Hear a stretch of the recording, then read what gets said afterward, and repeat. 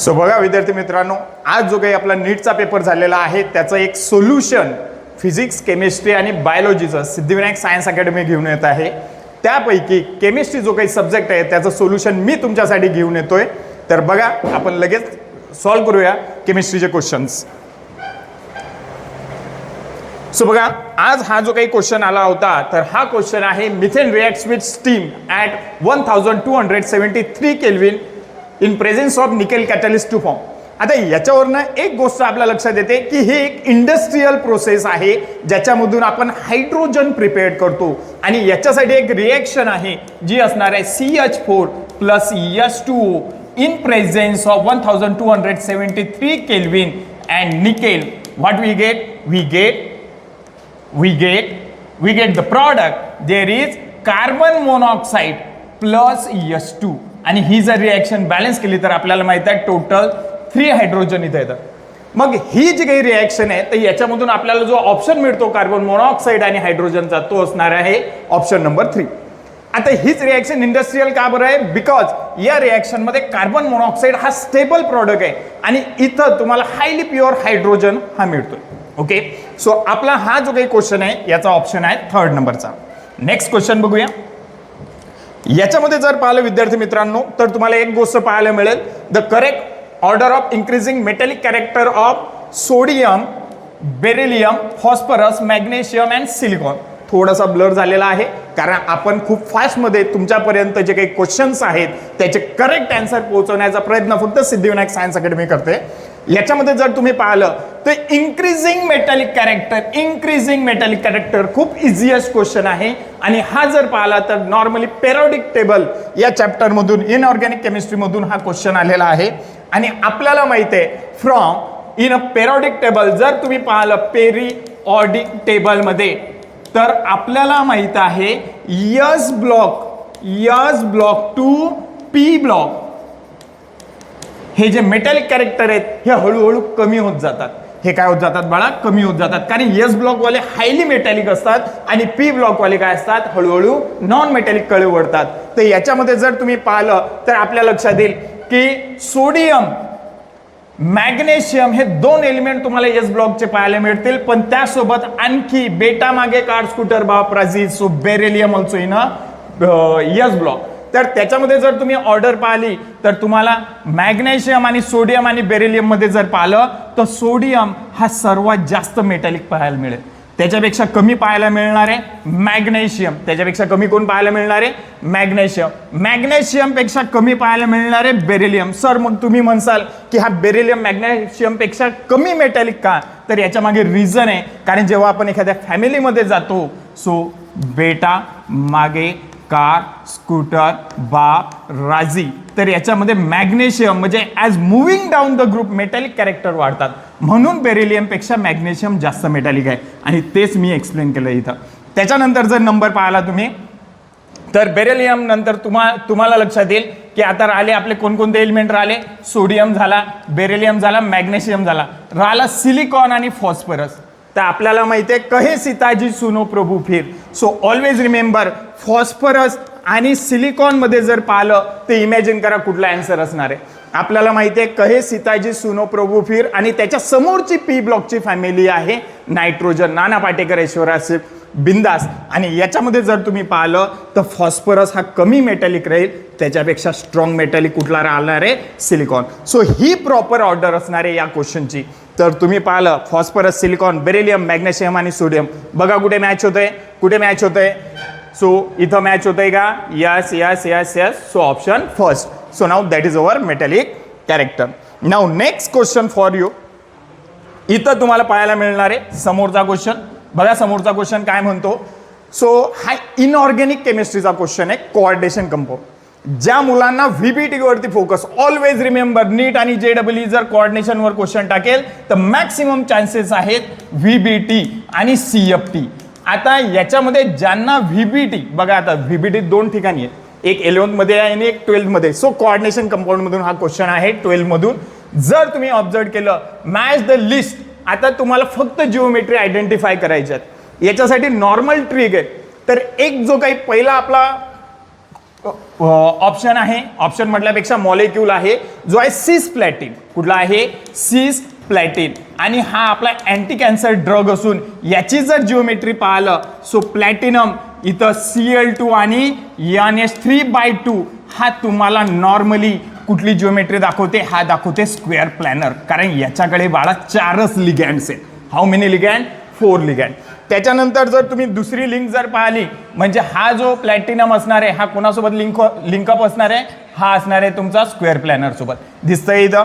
त्याच्यानंतर सेकंड जर ऑप्शन तुम्ही पाहिला तर इथं जर कोबाल्ट सोबत पाहिलं तर 6 अमाइन्स आहेत म्हणजे अमोनिया आहेत. आणि तो जर ऑक्टाहेड्रल जिओमेट्री असेल,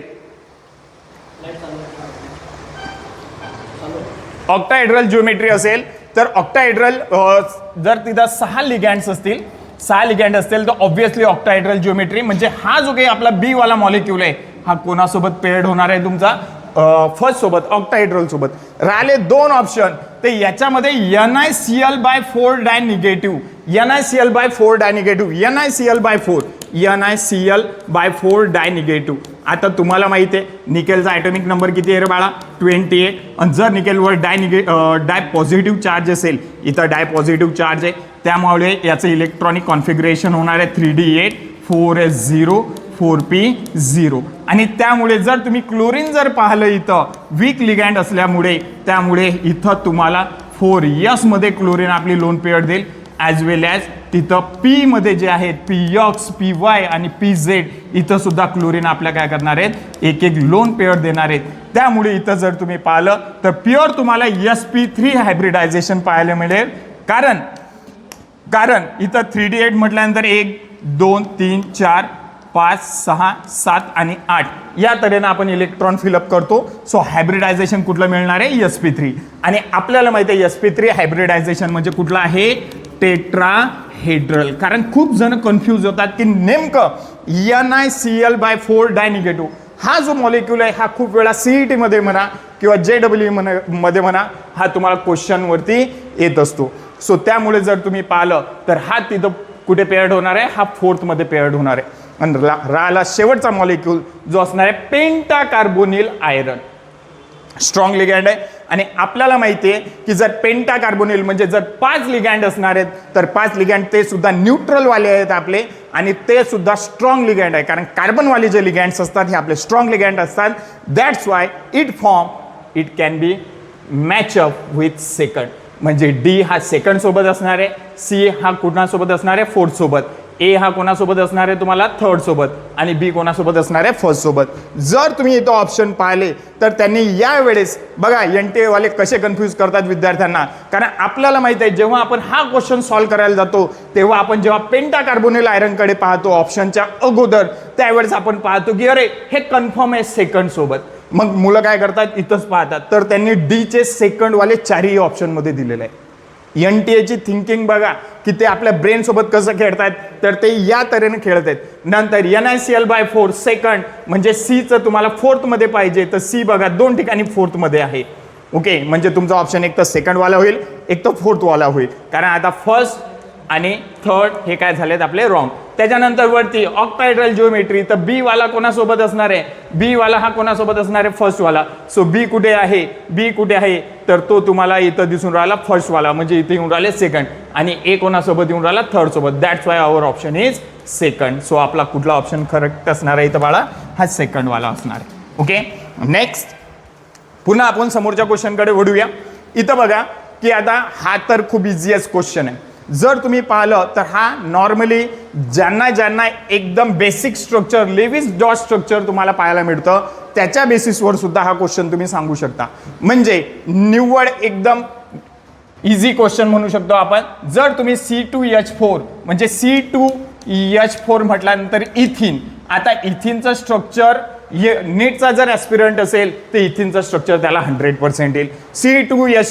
C2H2 जर हा असेल तर हा असणार आहे इथाईन, त्यालाच आपण ॲसेटिलीन म्हणतो. नंतर आहे CH4 याला आपण म्हणतो मिथेन आणि त्याच्यानंतर म्हणतो आपण अमोनिया. NH3 म्हणजे कुठला आहे रे बाळा? अमोनिया. आता जर तुम्ही पाहिलं तर याचं 1 मिनिटामध्ये मी स्ट्रक्चर काढून देतोय विदिन अ सेकंड. कारण याचं तुम्हाला माहिती आहे hydrogen C double bond C, single bond hydrogen, single bond hydrogen. कारण आपल्याला माहिती आहे ENA म्हणजे कार्बन कार्बन डबल बॉन्ड आहे. जर तुम्ही पाहिलं इथं C, triple bond hydrogen, isn't it alkynes. नंतर आहे मिथेन. मिथेन म्हटल्यानंतर सिंपल जिओमेट्री आपल्याला माहिती आहे, खूप आपण 8, 9, 10 पासून याला मॉलिक्युलला स्टडी करतोय मिथेन. त्याच्यानंतर अमोनिया. अमोनियाचं स्ट्रक्चर कसं असणार आहे बाळा, इथं आपल्याला माहिती आहे ट्रायगोनल पिरॅमिडल जिओमेट्री असते आणि एक लोन पेअर्ड असते. सो आता आपण मॅचअप करू. जर अमोनिया तुम्ही पाहिलं, कोणताही मॉलिक्यूल जर तुम्ही पाहिलं, अमोनिया जर पाहिले तर 3 सिग्मा बॉन्ड आहेत. कारण हे आपले काय शेअरिंगमुळे होऊन राहिले. हायड्रोजनचा एक इलेक्ट्रॉन आणि आपल्याकडे नायट्रोजनकडे एक लोन पेअर्ड आहे, म्हणजे एक loan paired 3 sigma bond. So ammonia बघा कोणाकडे जाणार आहे, एक लोन पेअर्ड आणि 3 sigma bond. So loan paired एकाच ठिकाणी, ही एक लोन पेअर्ड आणि 3 सिग्मा बॉन्ड, म्हणजे डी वाला हा कोणाकडे जाणार आहे, सेकंडकडे जाणार आहे. 3 sigma bond and 1 loan paired. जर तुम्ही CH4 गेले तर CH4 ला तर डोळे लावून बाळा टेट्राहेड्रल जिओमेट्री सांगायचं आपल्याला माहिती आहे. आणि त्यामुळे इथं चारीच्या चारी कोणासोबत असणार आहे, सिग्मा बॉन्ड असणार आहे. म्हणजे CH4 हा डायरेक्ट स्ट्रेट अटॅक करणार आहे थर्ड वरती. नंतर आहे आपला अल्काइन्स आणि इथिन. तर त्याच्याबद्दल काय सांगायचं, आपल्याला माहिती आहे जेव्हा आपण डबल बॉन्डला स्टडी करतो तर आपण जर तुम्ही अल्काइन्सला पाहिलं तर अल्काइन्समध्ये 2 म्हणजे ॲक्च्युली जर तुम्ही पाहिलं तर हा आणि वरचा हे दोन्ही तुम्हाला पाय बॉन्ड पाहायला मिळतील. आणि जेव्हा तुम्ही अल्काइन्सला स्टडी करणार आहे तर हे पाय बॉन्ड लॅटरल ओव्हरलॅपिंगने होतात फॉर्म. आणि जर तुम्ही सेंट्रल बॉन्ड जर पाहिला तर तो सिग्मा बॉन्ड असतो due to presence of axial overlapping. त्यामुळे हा असणार आहे तुमचा सिग्मा बॉन्ड, हा सुद्धा सिग्मा असणार आहे, हा सुद्धा सिग्मा. म्हणजे तुम्हाला अल्काइन्समध्ये 3 सिग्मा आणि 2 पाय. सो अल्काइन्स बघा 3 सिग्मा आणि 2 पाय कुठे पाहायला मिळतात, म्हणजे बी वाला कोणासोबत पेअर्ड होईल, हा फर्स्ट सोबत पेअर्ड होईल. आणि राहिला C2H4. तर C2H4 मध्ये सिग्मा कोणकोणते आहेत, सिग्मा, सिग्मा, सिग्मा. त्याच्यानंतर हा सुद्धा सिग्मा, हा सुद्धा सिग्मा. आणि इथं काय असणार आहे बाळा, एक पाय बॉन्ड असणार आहे, हा सुद्धा कुठला असणार आहे तुमचा पाय बॉन्ड. म्हणजे याच्यामध्ये 5 सिग्मा आणि एक पाय बॉन्ड. त्यामुळे हा जो पेअर्ड होईल हा कोणासोबत होणार आहे तुमचा 4 सोबत. सो बघा आता इथं कुठे मॅचअप होते. सो आपल्याला सीचा थर्ड पाहायचं आहे. आता सीचं थर्ड कुठे, एकाच ठिकाणी आहे. त्यामुळे हा सेकंड ऑप्शन तुम्हाला जो काही नीटचा 11 नंबरचा जो काही सेट आहे पेपरचा त्याच्यामध्ये या क्वेश्चनमध्ये पाहायला मिळणार आहे. कारण आपल्याला माहिती आहे की पेपरचा सेट चेंज झाला तर ऑप्शनचा सिक्वेन्स सुद्धा चेंज होतोय आपला. असो, सो नाव एचं कुठे आहे, 4th आहे 4, बीचं कुठे आहे first, okay, C third and D second. Okay, so always remember डीचं कुठे आहे सेकंड आणि सीचं कुठलं आहे थर्ड आणि बीचं कुठलं आहे बाळा first. So that's why there is option is second. Next question नाव एकदम जबरदस्त बघा. कोऑर्डिनेशन कंपाऊंड मधून आणखी नॉर्मली दुसरा क्वेश्चन तुम्हाला पाहायला मिळतो. सो ऑलवेज रिमेंबर की जेव्हा कोऑर्डिनेशन कंपाऊंड आपण स्टडी करतो the ambidentate ligand. What is mean by ambidentate ligand, those ligand which having 2 or more donor site. जसं आपल्याकडे NO2 आणि NO2 असेल. आता इथं ऑक्सिजन सुद्धा कोऑर्डिनेट बॉन्ड फॉर्म करू शकतो. नायट्रोजनकडे लोन पेअर्ड आहे त्यामुळे नायट्रोजन सुद्धा कोऑर्डिनेट बॉन्ड फॉर्म करू शकतो. म्हणजे एकच लिगॅन्ड दोन्ही वेनी काय करू शकतो, कोऑर्डिनेट बॉन्ड फॉर्म करू शकतो. सो असं आपल्याला लिगॅन्ड पाहायचं आहे. त्यामुळे मी प्रत्येक लिगॅन्डचं स्ट्रक्चर काढून देतो, त्याच्यावरून तुम्हाला आयडेंटिफाय करायचं आहे. स्वतः थिंकिंग बघा. सो इथेन 1,2 डायमाइन जर तुम्ही पाहिलं इथेन CH2 CH2 आता इथं NH2 आणि हा एक NH2 या 2 नायट्रोजनकडे लोन पेअर्ड आहेत. म्हणजे हा आपला बायडेंटेड लिगॅन्ड. नंतर इथिलीन डायमाइन टेट्राएसिटेट याला आपण EDTA म्हणतो. या स्ट्रक्चरला फक्त थोडासा वेळ लागेल. सो बघा काढून देतोय मी तुम्हाला. सो नाव कुठला आहे CH2 CH2 that is N single bond CH2 C double bond O single bond O negative CH2 C double bond O negative isn't it. त्याच्यानंतर जर पाहिलं NCH2 C double bond O single bond O negative.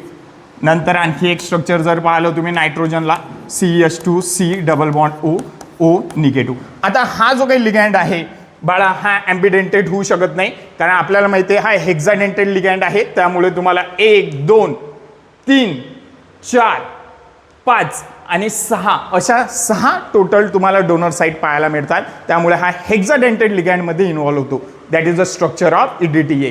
Ethylene diamine tetra acetate. Acetate group तुम्हाला 4 पाहायला मिळतात. नंतर जर पाहिलं थायोसायनेटो या लिगँडवरती फोकस करा, कारण हाच आपला ऑप्शन येणार आहे. थायोसायनेटो म्हटल्यानंतर इथंच देतो मी स्ट्रक्चर काढून. सल्फर, नंतर कार्बन आणि नंतर नायट्रोजन. जर तुम्ही पाहिलं याचं स्ट्रक्चर तर तुम्हाला असं पाहायला मिळेल sulphur, carbon, triple bond, nitrogen.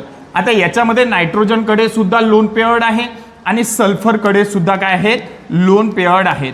आणि यामुळे जर पाहिले याच्यावरती स्लाइटली निगेटिव्ह चार्ज येतो. तर तुम्ही पाहू शकता की इथं सल्फरकडे लोन पेअर्ड आहे, म्हणजे एकच लिगँड सल्फर साइडने सुद्धा कोऑर्डिनेट बॉन्ड फॉर्म करू शकतो आणि नायट्रोजन साइडने सुद्धा कोऑर्डिनेट बॉन्ड फॉर्म करू शकतो. That's why thiocyanate is our ambidentate ligand. जर तुम्ही ऑक्झॅलाइट पाहिलं तर ऑक्झॅलाइट म्हणजे एकदम सिंपल मॉलिक्यूल आहे आपला. CH2 C double bond O single bond O negative, CH2 C double bond O single bond O negative.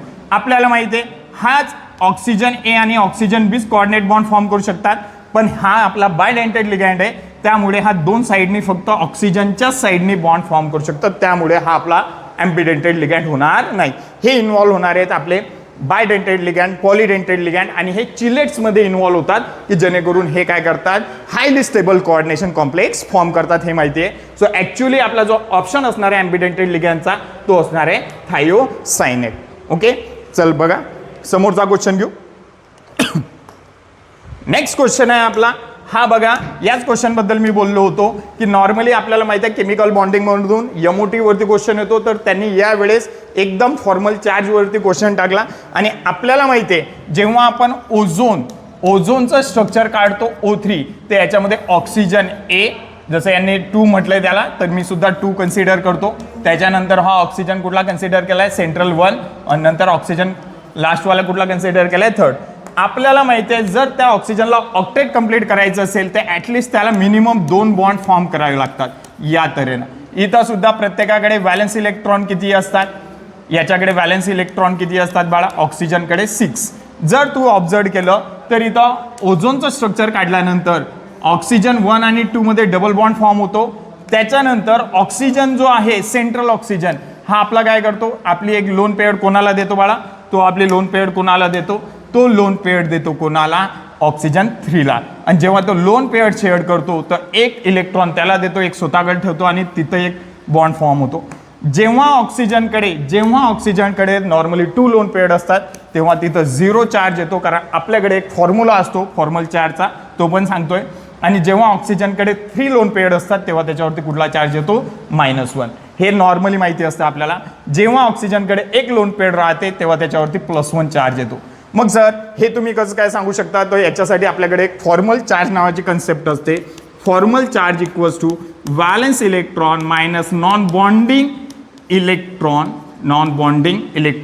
Minus bonding electron by 2. आलं का लक्षात?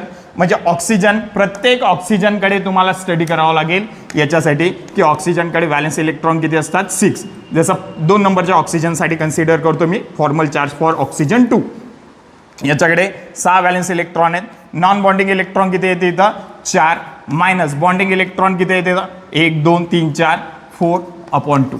आलं का लक्षात? जेव्हा आपण याला स्टडी करणार आहे तेव्हा तुम्हाला ऑब्व्हियसली इथं चार्ज काय येऊन राहिला, इथं 0, कारण 6 - 4 - 2, so that's why it is 0. आणि जर याच फॉर्म्युल्याने तुम्ही जर गेले तर ऑक्सिजन ए वरती तुमचा +1 चार्ज येईल, ऑक्सिजन 3 वरती तुमचा -1 चार्ज येईल. तर बघा ऑप्शन कुठे आहे याच्यामध्ये, या क्वेश्चनमध्ये ऑक्सिजन 2 वरती, कारण त्यांनी रिस्पेक्टिव्हली बोललं.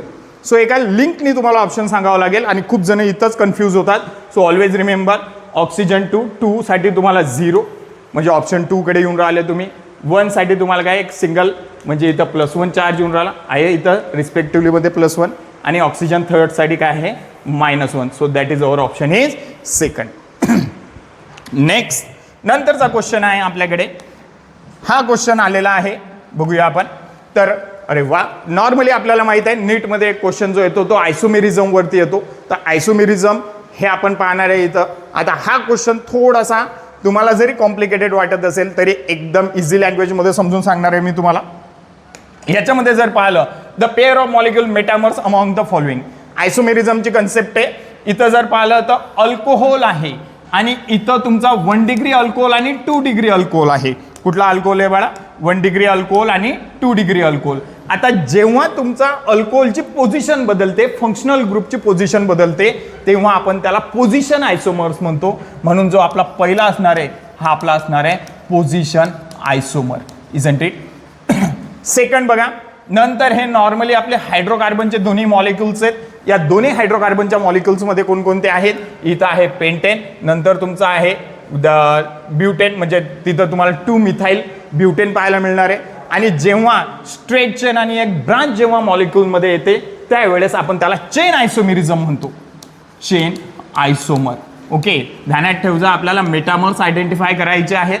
थर्ड जो काही आहे आपला ऑप्शन, ते याच्यामध्ये मॉलिक्युलर फॉर्म्युला जरी सेम आहे, फक्त इथं फंक्शनल ग्रुप चेंज झाला. आता फंक्शनल ग्रुप कोणते चेंज झाले तर लक्ष दे बाळा, इथं आहे हा किटोनिक ग्रुप आहे. Isn't it? त्याच्यानंतर तुला जर पाहायचं म्हटलं तर इथं हा अल्डेहाइड ग्रुप आहे. They having same molecular formula but they having different functional group. आणि जर तिथं डिफरंट फंक्शनल ग्रुप असणार आहे तर obviously they are the functional isomer. म्हणून तुमचा कुठला होणार आहे? हा तिथं फंक्शनल आयसोमर होणार आहे. आता राहिला फोर्थ मध्ये जर पाहिला तर हाच आपला मेटामर्स आहे, कारण पाचवा ऑप्शनच नाही आहे आपल्याकडे, त्यामुळे डोळे लावून आपण म्हणू शकतो. पण मग मेटामर्स म्हणजे काय ते पण सांगतोय मी तुम्हाला. जर तुम्ही पाहिलं CH3 सिंगल बॉन्ड ऑक्सिजन, नंतर आहे तुम्हाला CH2 आणि CH3. ओके, नंतर जर दुसरा पाहिला तू CH3 CH2 single bond O single bond C2H5. जेव्हा फंक्शनल ग्रुपच्या दोन्ही बाजूनी डिफरंट अल्काइल ग्रुप असणार आहे, फंक्शनल ग्रुपच्या दोन्ही बाजून डिफरंट अल्काइल ग्रुप, इथं मिथाइल, इथं प्रोपाइल, इथं ऑक्सिजन मधामध्ये फंक्शनल ग्रुप, इथं दोन्ही बाजूने इथाइल, यांचा मॉलिक्युलर फॉर्म्युला सेम आहे बट ऑक्सिजनच्या दोन्ही बाजूने डिफरंट अल्काइल ग्रुप आहेत. That's why they R non as metamers. आणि म्हणून त्यांना आपण काय म्हणतो? मेटामर्स. नॉर्मली मेटामर्स हे आपल्यासाठी एकदम बेस्ट एक्झाम्पल असतं इथरवाल्या फंक्शनल ग्रुपसाठी. Isn't it? कारण आपल्याला माहिती आहे जेव्हा आपण आयसोमर्स पाहतो तर आपल्याकडे 5 आयसोमर्स असतात. कुठले? तर आपल्याला माहिती आहे याच्यामध्ये चेन आयसोमर, पोझिशन आयसोमर, फंक्शनल आयसोमर, मेटामर्स आणि टॉटोमर. तर आपल्याला तिथं आहे 4. टॉटोमेरिझमचं यांनी सांगितलं नाही. असो, सो आपला ऑप्शन कुठला आला? फोर्थ. समोरचा क्वेश्चन घेऊ आपण. समोरचा क्वेश्चन काय म्हणतो? Match the list with second list. दोन्ही आता मॅच द पेअरिंग आहे आणि हा सुद्धा तुमचा कोऑर्डिनेशन कंपाऊंड वरती आला. म्हणजे त्यांनी फोकस बघा कोणत्या चॅप्टर वरती केला, की आपण नॉर्मली म्हणतो इनऑर्गॅनिक कन्फ्युजिंग करतं. जर तुमचं VBT आणि CFT क्लिअर असेल आणि आयसोमेरिझमची कन्सेप्ट जर तुमची असणार आहे तर लगेच तुम्हाला हा क्वेश्चन सुद्धा इझिली येईल. तर याच्यामध्ये पहिलाच क्वेश्चन आहे सिसप्लॅटिन. दुसरा आहे जर तुम्ही पाहिलं सिसप्लॅटिन, इथं जर पाहिलं सिसप्लॅटिनमध्ये तर मी तुम्हाला सांगितलं अँटी कॅन्सर ड्रग आहे. नॉर्मली नेक कॅन्सर जे काही असतात आपल्याकडे किंवा ब्लॅडर कॅन्सर जे काही असतात त्याच्यावरती मेडिसिन म्हणून आपण यूज करतो. आणि हे आपण 11th मध्ये सांगतोय की याच्यामध्ये NH3/2 आणि Cl2 हा मॉलिक्युलर फॉर्म्युला असतो. आता जर हा सिसप्लॅटिन असेल म्हणजे याला आपण ट्रान्समध्येही कन्वर्ट करू शकतो, सिसप्लॅटिन. Isn't it? जर तुम्ही क्लोरीनला अपोजिटमध्ये लिहिलं किंवा अमाइन्सला एकमेकाच्या अपोजिट लिहिलं तर हा तुम्हाला इझिली जिओमेट्रिकल आयसोमर्स दाखवतो, कारण तुम्ही सिस आणि ट्रान्स हे जे काही 2 वर्ड आहेत हे आपले जिओमेट्रिकल आयसोमर्सचे असतात. सेकंड थिंग, दुसरं आहे COEN/3. सो नाव EN म्हणजे इथिलीन डायमाइन, आपला जो काही लिगँड आहे त्याच्यामध्ये आहे. आणि हा जो आहे हा नॉर्मली तुम्हाला काय करतो? एक ऑप्टिकल आयसोमेरिझम दाखवतो. आता ऑप्टिकलकडे मी सध्या जात नाही कारण याच्यासाठी आपण पहिले 2 समोरचे क्वेश्चन समजून घेऊ की ज्या कोऑर्डिनेशन कंपाऊंडमध्ये तुम्हाला वॉटर मॉलिक्यूल पाहायला मिळतो तर तो तुम्हाला दाखवतो नॉर्मली सॉल्वेट. आणि सॉल्वेटलाच दुसरं नाव असतं बाळा हायड्रेट. सॉल्वेटलाच कुठलं नाव असतं? हायड्रेट. त्यामुळे तुम्ही जर पाहिलं तर ऑप्शन जो काही D वाला आपला मॉलिक्यूल आहे हा कोणासोबत पेअर्ड होणार आहे? हायड्रेट सोबत. नंतर राहिला आपला जो काही C वाला मॉलिक्यूल आहे हा कोणासोबत पेअर्ड होईल? तर हा पेअर्ड होणार आहे बाळा तिथं हा C वाला मॉलिक्यूल पेअर्ड होणार आहे कोणासोबत होईल? Linkage isomer. What is mean by linkage isomer? की तिथं कोऑर्डिनेट बॉन्ड वेगवेगळ्या तऱ्हेने फॉर्म होतात. जर तुम्ही पाहिलं तर CO NH3/5 आणि NO2 इथं नायट्रोजननी जर सेंट्रल मेटल ॲटम सोबत बॉन्ड फॉर्म केला किंवा दुसरा जर मॉलिक्यूल पाहिला तुम्ही NH3/5 आणि इथं जर ऑक्सिजननी जर सेंट्रल मेटल ॲटम सोबत बॉन्ड फॉर्म केला तर अशा प्रकारच्या मॉलिक्युल्सला आपण काय म्हणतो? लिंकेज. कारण इथं नायट्रोजनची लिंक आहे सेंट्रल मेटल ॲटम सोबत, या दुसऱ्या मॉलिक्यूलमध्ये जर ऑक्सिजनची लिंक तिथं सेंट्रल मेटल ॲटम सोबत आहे. That's why they are linkage isomer. आणि राहिला आपला बी वाला ऑप्शन.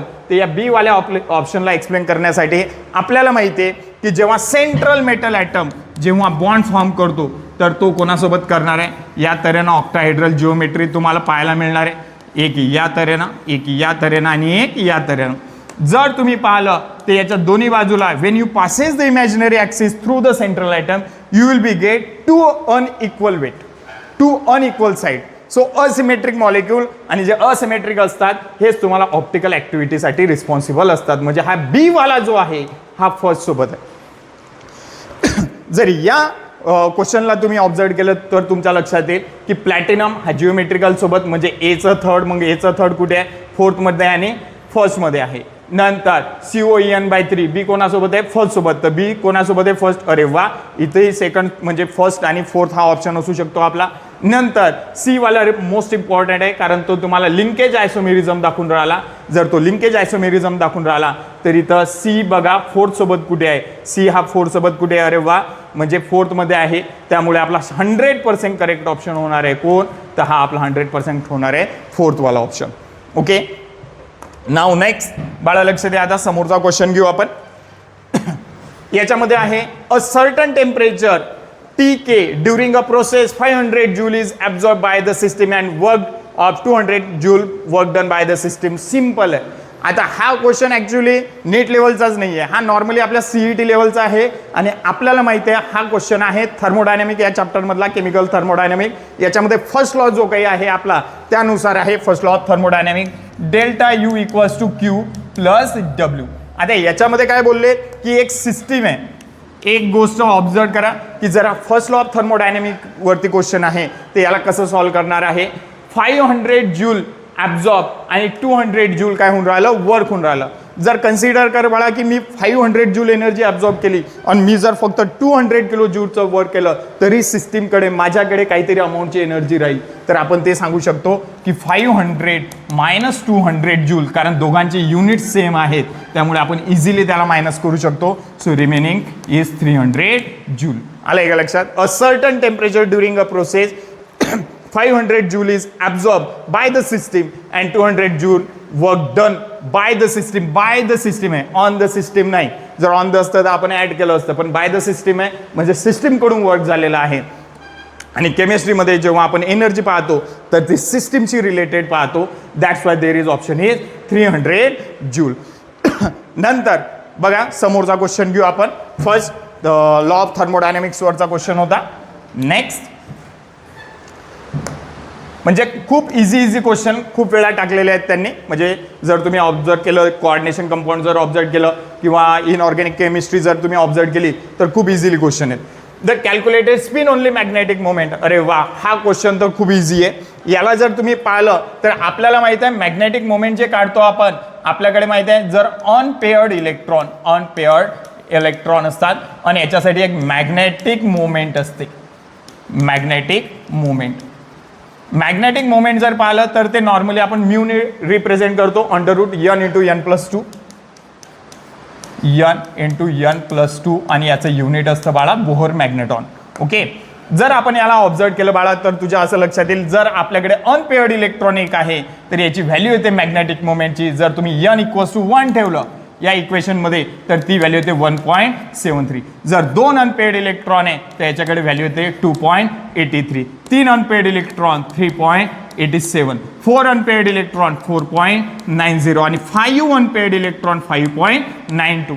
पण आता ही जी मॅग्नेटिक मोमेंट कॅल्क्युलेट करायची आहे तर ही कोणासाठी कॅल्क्युलेट करायची आहे, टायटॅनियम 3D.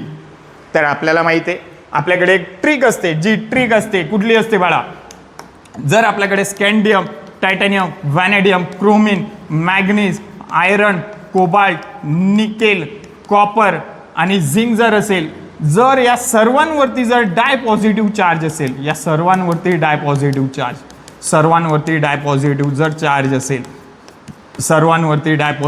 चार्ज असेल तर यांच्या डी ऑर्बिटलमध्ये किती इलेक्ट्रॉन असतात, number of electron in D orbital.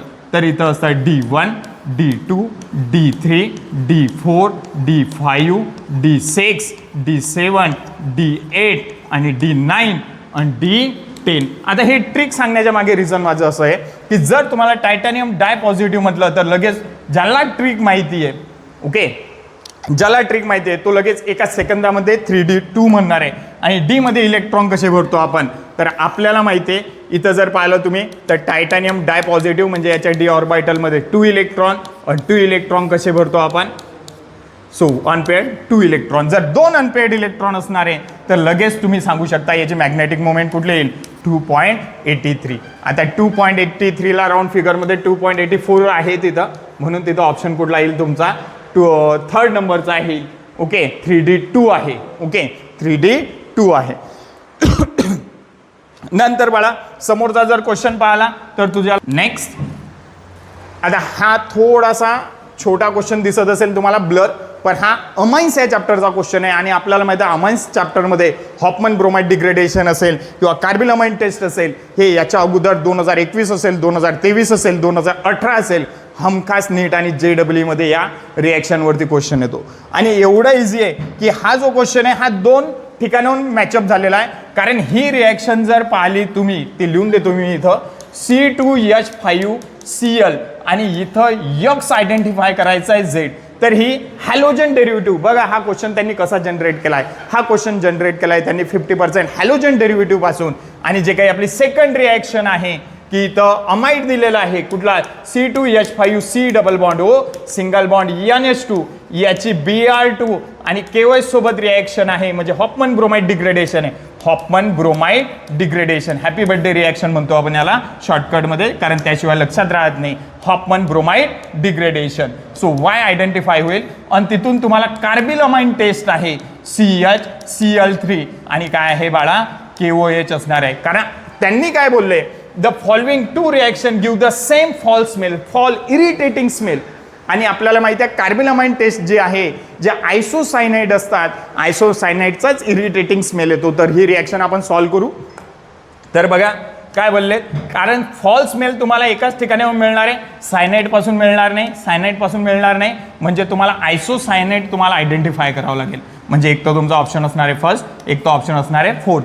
आता एक दुसरी गोष्ट ध्यानात ठेवा की जेव्हा आपण अल्काइल हलाइडची रिॲक्शन करतो, ओके, हे इथं लिहितो मी थोडं, कारण आपल्याला या मोठ्या रिॲक्शनसाठी जास्त स्पेस लागणार आहे. C2H5 सिंगल बॉन्ड Cl याची रिॲक्शन जर तुम्ही KCN सोबत केली तर तुम्हाला ऑब्व्हियसली सायनाइड मिळणार आहे. इथं -KCl होईल C2H5 आणि लगेच तुम्हाला काय मिळणार आहे, KCN. पण त्यांनी काय बोलले की हा जो काही Z आयडेंटिफाय होणार आहे याचा सुद्धा फॉल्स स्मेल यायला पाहिजे, त्यामुळे ही रिॲक्शन तुम्हाला करावी लागणार आहे AgCN सोबत. आणि AgCN जर झालं तर इथं तुम्हाला -AgCl बनेल, पण प्रॉडक्ट डिफरंट होईल, कारण इथं तुम्हाला हा कोव्हॅलेंट नेचरचा असणार आहे, बॅक साईडने अटॅक करणार आहे नायट्रोजन, त्यामुळे इथं तुम्हाला मिळणार आहे C2H5 सिंगल बॉन्ड NC आयसोसायनाइड. त्यामुळे ऑब्व्हियसली जेव्हा KCN NaCN रिॲक्शन होईल त्यावेळेस सायनाइड मिळणार आहे, आणि जेव्हा AgCN असेल त्यावेळेस आयसोसायनाइड. म्हणजे यक्स तुमचा कोण असणार आहे, KCN असणार आहे का, नाही, तो असणार आहे कुठला, AgCN. दुसरं जर तुम्ही पाहिलं तर तुमच्या असं लक्षात येईल, दुसऱ्या रिॲक्शनला सॉल्व्ह करतोय की हे जे पहिली स्टेप आहे हे आपले हॉफमन ब्रोमाइड डिग्रेडेशन, आणि हॉफमन ब्रोमाइड डिग्रेडेशनमध्ये हा जो काही आपला ग्रुप असतो कार्बोनिल हा लगेच इलिमिनेट होतो. त्यामुळे जो Y असणार आहे बाळा तुझा, हा असणार आहे C2H5 single bond NH2. Direct हा नाइट्रोजन एक दूजे के लिए मिल जाएंगे, यासाठी तुला इथं कोण असणार आहे बाळा, इथाइल अमाइन म्हणजे इथॅनामाइन. आणि इथॅनामाइनची जर तू क्लोरोफॉर्म आणि KOH सोबत जर रिॲक्शन केली तर पुन्हा तिथं तुला काय मिळणार आहे, आयसोसायनाइड मिळणार आहे, आणि त्यामुळे तुला इथं जो प्रॉडक्ट असणार आहे C2H5 सिंगल बॉन्ड NC मिळणार आहे. म्हणजे दुसऱ्या रिॲक्शनचा हा झाला Z, आणि पहिल्या रिॲक्शनचा जो यक्स असणार आहे तो मी इथं लिहून दिला आहे, तो कोण असणार आहे तुझा, AgCN. अशा तऱ्हेने मी दोन्ही रिॲक्शन तुला क्लिअर सांगतोय. आणि आपल्याला माहिती आहे यक्स कोण आहे, AgCN, आणि Z कोण आहे, ethyl isocyanide. That is why that is our option is first. म्हणजे या क्वेश्चनचा तो तुझा ऑप्शन असणार आहे तो कुठला असणार आहे, फर्स्ट वाला. कारण आयसोसायनाइड, जिथं जिथं आयसोसायनाइड तिथं तिथं सेम फॉल स्मेल बोललेले आहेत ते. समोरचा क्वेश्चन बघू आपण. नाव पुन्हा हा क्वेश्चन रिपीट झालाय, तर याचा मगाशीच ऑप्शन सांगितला मी फर्स्ट क्वेश्चनच्या वेळेस, CO आणि S2 इंडस्ट्रियल प्रिपरेशन आहे, लगेच तुम्हाला हायड्रोजन मिळेल. नेक्स्ट क्वेश्चन घेऊ आपण. नंतर बघा two product X and Y form in the following sequence. Form in a following sequence. Form in a following sequence. आता या क्वेश्चनला जर तुम्ही सॉल्व्ह करायचा प्रयत्न केला तर लगेच तुम्ही सॉल्व्ह करू शकता. कसा? Two product X and Y are form in the following sequence. Benzene आणि क्लोरोमिथेनची रिॲक्शन आहे बघ. ही जर रिॲक्शन पाहिली तू बेन्झिन आणि CH3Cl, जर तिथं अनहायड्रस AlCl3 असेल, कोण आहे AlCl3, तर ही आहे ESR reaction, electrophilic substitution reaction. त्यामुळे याच्यामध्ये काय होणार आहे, इथं HCl मायनस होईल आणि मिथाईल ग्रुप येऊन जाईल. आणि जर मिथाईल ग्रुप येऊन जाईल तर इथं काय होणार आहे, तुला इथं लगेच तुला काय मिळणार आहे, CH3 मिळणार आहे. म्हणजे टोल्युइन अल्किलेशन, म्हणजे आपण फ्रायडल क्राफ्ट अल्किलेशन या रिॲक्शनला म्हणू शकतो. त्याच्यानंतर जर तुम्ही पुढे गेले तर लगेच तुम्हाला दुसऱ्या स्टेपमध्ये काय पाहायला मिळून राहिलं, HNO3 वाली रिॲक्शन आहे, तो सुद्धा डायल्यूट कंडिशनमध्ये, पण तिथं कोण आहे, H2SO4 आहे आणि त्याला हिटिंग आहे, वार्म आहे. त्यामुळे तुला 2 प्रोडक्ट मिळणार आहेत. हा इलेक्ट्रॉन डोनेटिंग ग्रुप आहे, methyl group. It is a electron donating group. That's why it gives 2 product. One is ortho product, another is para product. म्हणजे एक मिळणार आहे तुला, एक मिळणार आहे CH3, एक असणार आहे NO2 आणि दुसरा कुठला असणार आहे बाळा, पॅरा पोझिशनचा असणार आहे, एक असणार आहे तुझा NO2. आता जर 2 प्रॉडक्ट जर तुला मिळून राहिले, CH3Cl बेन्झिनवाली जी रिॲक्शन आहे, तर इथं तुला जर 2 प्रॉडक्ट मिळून राहिले तर हे सेपरेट करणं इझी कोणत्या वेनी जाईल. The suitable method that can be use for separation of product. कारण आपल्याला माहिती आहे ऑर्थोवाल्याचा मेल्टिंग पॉईंट अलग असतो, पॅरावाल्याचा मेल्टिंग पॉईंट अलग असतो, कारण यांची स्टॅबिलिटी वेगळी असते. हा सेम क्वेश्चन ऑर्थोनायट्रोफिनॉल आणि पॅरानायट्रोफिनॉल त्याच्या ठिकाणी जसा होता त्या तऱ्हेनं आहे. त्यामुळे तुम्ही इथं सब्लिमेशन करू शकत नाही, कारण सब्लिमेशन जर केलं तर तुम्ही डायरेक्टली सब्लिमेशन हे पॉसिबल नाही आहे तुम्हाला, कारण तो डायरेक्ट सॉलिडमधून गॅसियस स्टेटमध्ये जाईल. डिफरन्शियल एक्सट्रॅक्शन, कंटिन्युअस एक्सट्रॅक्शन हे सुद्धा पॉसिबल नाही, कारण या दोघांचा जो मेल्टिंग पॉईंटमध्ये डिफरन्स आहे हा थोडा जास्त आहे. त्यामुळे तुम्ही इथे इझिली करू शकता फ्रॅक्शनल डिस्टिलेशन. कोण करू शकता तुम्ही, फ्रॅक्शनल डिस्टिलेशन. या वेनं तुम्ही काय करू शकता, प्रॉडक्ट सेपरेट करू शकता. आणि फ्रॅक्शनल डिस्टिलेशन हे आपण कुठे यूज करतो, की ज्याच्यामध्ये थोडाफार मेल्टिंग बॉइलिंग पॉईंटमध्ये डिफरन्स असेल त्या ठिकाणी. ओके. नंतर जर पाहिलं समोरचा क्वेश्चन, अरे वा, हा एक क्वेश्चन पुन्हा ऑर्गॅनिक केमिस्ट्रीमधून आलेला आहे आपल्याकडे. द मेजर प्रॉडक्ट जे फॉर्म इन द रिॲक्शन. मी पहिलेच बोलतो मल्टी स्टेपच्या रिॲक्शन नीट आणि JEE मध्ये येत असतात. तर पहिली हे रिॲक्शन थोडी ब्लर जरी दिसत असेल तरी पॅनलवरती लिहून देतोय बाळा मी. Cl2 आहे, UV रेडिएशन आहे. ओके. C2H6 आहे इथं, म्हणजे इथेन आहे, आणि हा जर इथेन असणार आहे तर C2H6 लिहावं लागणार आहे आपल्याला. जर पहिली स्टेप पाहिली अल्ट्राव्हायोलेट लाईट जर आहे तर ती फ्री रॅडिकल मेकॅनिझमनुसार असणार आहे. कुठल्या वेनी असणार आहे, free radical mechanism. Free radical mechanism असणार आहे. पण एक गोष्ट त्यांनी सांगितलेली आहे, इथं मोनोक्लोरो प्रॉडक्ट आहे, म्हणजे एकच क्लोरीनवाला प्रॉडक्ट असणार आहे आणि तो असणार आहे तुमचा CH3, CH2 आणि Cl. हा CH2 आहे इथं, इथं काय होईल, -HCl होऊन जाईल फ्री रॅडिकल मेकॅनिझमनी. नंतर पुढे काय होणार आहे तुला, की याची रिॲक्शन दिलेली आहे NH3 सोबत. जर NH3 सोबत बाळा तू रिॲक्शन केली तर तुला एक गोष्ट इझिली ऑब्झर्व होईल, की NH3 सोबत रिॲक्शन केल्यानंतर ही अमाइन्स मधली रिॲक्शन आली. यालाच म्हणू शकतो आपण हॉफमन एक्झॉस्टिव्ह अल्किलेशन. कारण याच्यामध्ये जर तुम्ही अल्काइल हॅलाइड मॅक्सिमम घेतले तर हॉफमन एक्झॉस्टिव्ह अल्किलेशन होईल. ही रिॲक्शन होणार आहे SN2 वेनी, बॅक साइड अटॅक होणार आहे. इथं मायनस होणार आहे तुझा HCl, कारण अमोनियाचा एक हायड्रोजन आणि क्लोरीन मायनस होईल. त्यामुळे इथं मिळणार आहे तुला इथॅनामाइन. काय मिळणार आहे, इथॅनामाइन. आता हा तर झाला तुझा वाय प्रोडक्ट, म्हणजे X पण काढलाय आपण, वाय पण काढलाय. समोरची रिॲक्शन आहे NaNO2 आणि HCl आणि सेकंड आहे वॉटर. म्हणजे त्या थर्ड स्टेपमध्ये, फर्स्ट सेकंड थर्ड स्टेपमध्ये आणखी 2 सब स्टेप त्यांनी इन्व्हॉल्व केलेल्या आहेत. इथं त्यांनी सांगितलेलं आहे NaNO2 आणि HCl, NaNO2 आणि HCl. जेव्हा NaNO2 आणि HCl ची रिॲक्शन होते किंवा नायट्रस ॲसिडची रिॲक्शन होते त्यावेळेस डायझो कंपाऊंड आपण बनवत असतो, मग ते अल्काइल असो किंवा अराइल असो. त्यामुळे तुला इथं मिळणार आहे C2H5 single bond N, double bond N, single bond Cl. डायझो compound हा असतो, म्हणजे अल्काइल डायझोनियम क्लोराईड.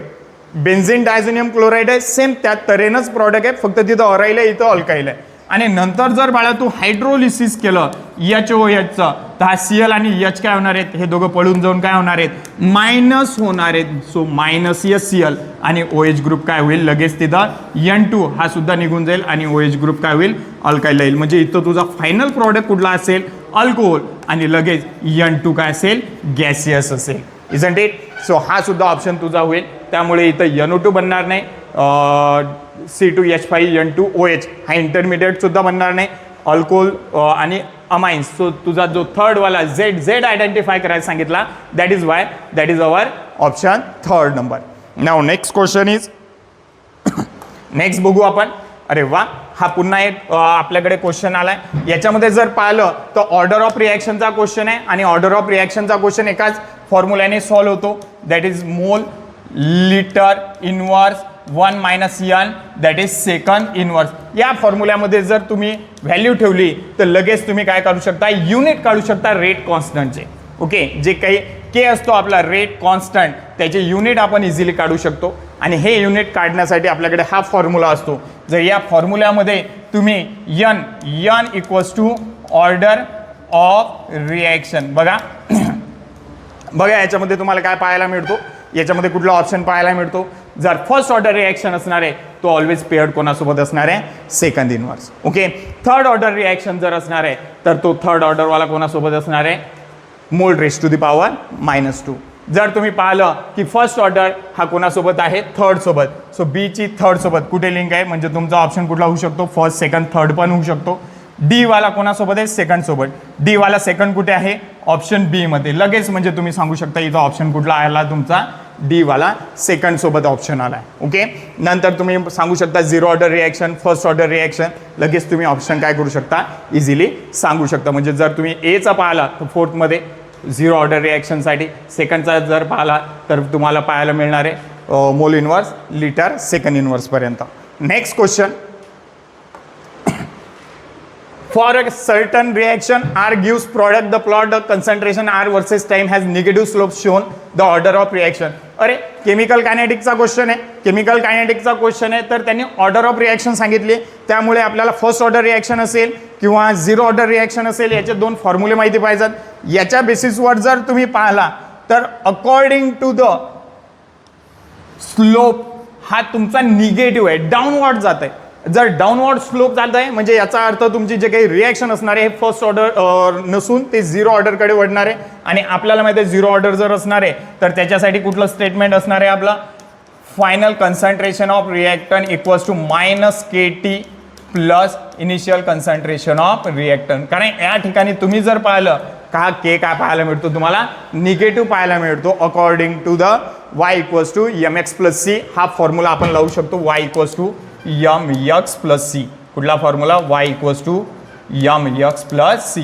आणि यानुसार तुम्ही जर पाहिला तर तुम्हाला जो काही स्लोप आहे हा डाऊनवर्ड जर जात असेल तर त्यामुळे हे झिरो ऑर्डर रिॲक्शन्स तुम्हाला पाहायला मिळते. So order of reaction is 0. Okay, next.